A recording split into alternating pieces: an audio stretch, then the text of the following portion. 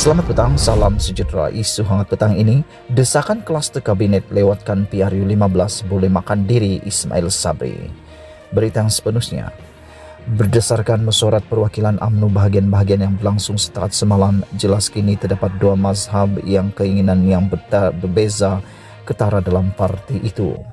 Mazhab pertama mahukan PRU15 diadakan segera dan ia mesti dilangsungkan sebelum pemilihan UMNO diadakan.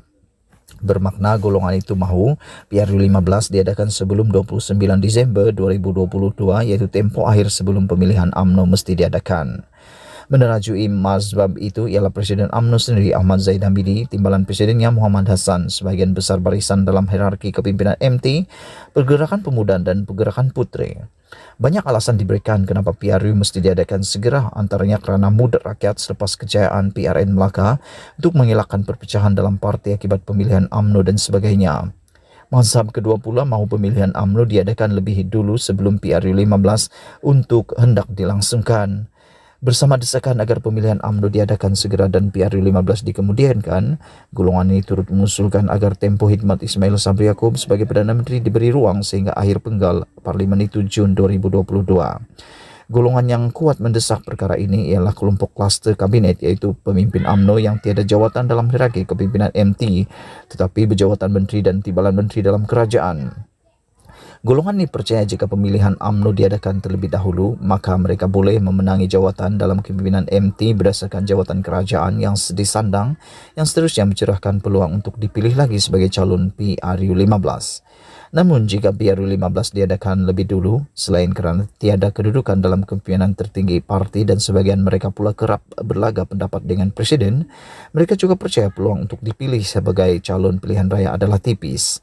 Mudah kata, keinginan dan tujuan mendesak pemilihan diadakan terlebih dahulu itu banyak disebabkan oleh faktor-faktor kepentingan diri belaka. Dalam kelompok ini, oleh kerana UMNO bahagian Bera yang diketuai Ismail Sabri turut meluluskan usul agar Perdana Menteri diberi tempoh menjalankan tugas sehingga 2023, ia secara tidak langsung bermakna beliau juga setuju pemilihan UMNO diadakan lebih dulu berbanding PRU15. Pertelegahan dua mazhab ini dijangka akan terus berlanjutan selepas ini kerana masing-masing ada hujah tersendiri untuk dipertahankan. Meski begitu, dalam usaha memastikan siapa yang berjaya mempertahankan pendirian masing-masing, harus diakui bahawa kelebihan ada di pihak Zahid Hamidi. Sekarang ini termasuk dalam ucapannya ketika merasmikan mesyuarat perwakilan UMNO bagian Datuk semalam, tidak diragui lagi Zahid Hamidi tetap dengan pendirian mahukan PRU15 diadakan dengan segera dan terdampak beliau tidak akan mengalah mengenainya. Jika mazhab yang lagi satu terus berkeras mendesak agar PRU15 dilewatkan sehingga 2023, pilihan terakhir yang boleh Zahid Hamidi lakukan ialah menarik sokongan terhadap Perdana Menteri dengan tujuan memaksa pilihan raya diadakan dengan segera. Apabila dengan ucapannya semalam, Zahid Hamidi mengimbas balik tentang peranan UMNO menjatuhkan Tun Mahathir dan Mahyadin Mat Yassin sebagai Perdana Menteri sebelum ini, ia adalah mesej tersirat kepada Ismail Sabri bahawa beliau juga boleh dijatuhkan daripada jawatannya.